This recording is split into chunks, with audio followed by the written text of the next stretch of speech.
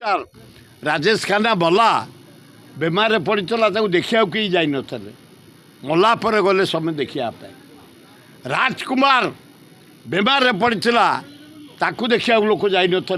भला पर जाते दिलीप कुमार बहुत दिन बेमार पड़े ताकू देखा लोक जान मला पर सब जाते सेमती काली मु देखिली प्रथम आम गलु मु प्रशांत नंदू को धन्यवाद देवी तांकर मोर तांको शरीर आसला पर फास्ट फूल दे विशेष कलाकार से को आसी नथले तापर गोटे गोटे गढ़िले तेणु आम चरित्र होची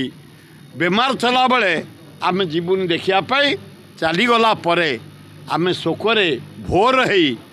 जाई दर्शन करूँ शेष दर्शन ना से मोर से अति घनिष्ठ शुणु तांकर मोर परिचय हूँ 50 वर्ष ऊर्ध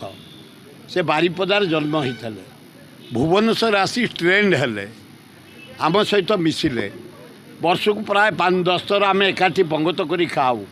होली रे आम पाक आसती जड़े भल लोक उत्तम लोक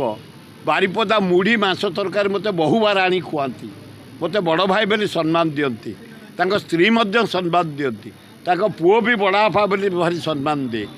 बहुत बढ़िया लोक तांको प्रति आमर अवहेला हो जाइए तांको निहाती कम रे पद्मश्री दबा निहाती दरकार मरीगले ताकर भारी इच्छा चला मत 4-5 थर कहते आम ओडिया फिल्म स्टार हिसाब से